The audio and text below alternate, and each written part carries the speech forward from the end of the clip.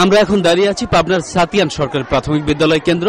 এই কেন্দ্রটি মূলত মহিলা ভোটারদের, এখানে মহিলা ভোটারদেরই উপস্থিতি, এবং সকালের দিকে অন্যান্য কেন্দ্র ঘুরে আমরা যেটা দেখেছি মহিলা ভোটারদের উপস্থিতি খুবই কম ছিল, কিন্তু এখানে এসে সেই ধারণা একেবারে পাল্টে যায়।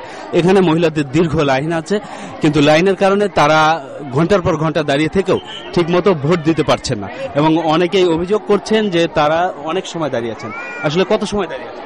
সকাল 9টার সময় আসছি, এখন মনে করেন যে আসলে কি সমস্যা? আসলে সমস্যা কি, ভোট দিতে দেরি হচ্ছে, অনেক সময় আসা হচ্ছে, সামনে লোক আগাচ্ছে পিছনে লোক আগাচ্ছে না, ঠেলাঠেলির অবস্থা, বুঝছেন? অনেক এই ধরনের সমস্যা প্রায় প্রতিটি কেন্দ্রেই এখন হচ্ছে, যে ভোটারদের চাপ বেড়ে যাওয়ার কারণে তাদের দীর্ঘ সময় লাইনে দাঁড়িয়ে থাকতে হচ্ছে।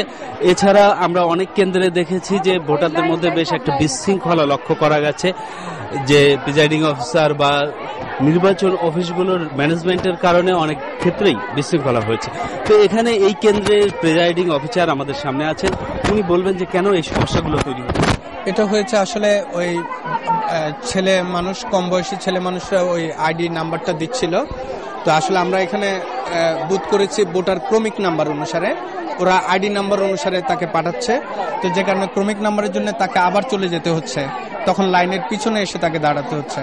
এই সমস্যাটা সকালে কিছুটা হয়েছে, এখন মোটামুটি প্রায় 60% ভোট কাস্ট হয়েছে।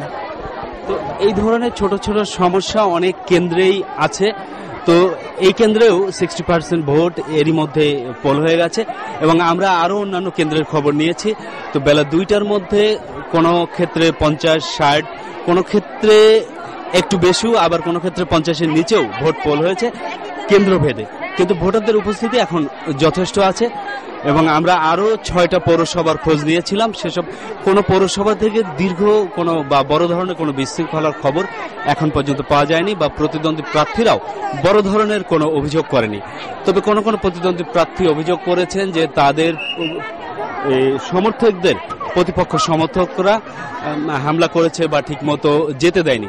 এছাড়া বড় ধরনের নির্বাচনে কারচুপি বা ভোট জাল ভোট এই ধরনের অভিযোগ এখন পর্যন্ত কেউ করেনি।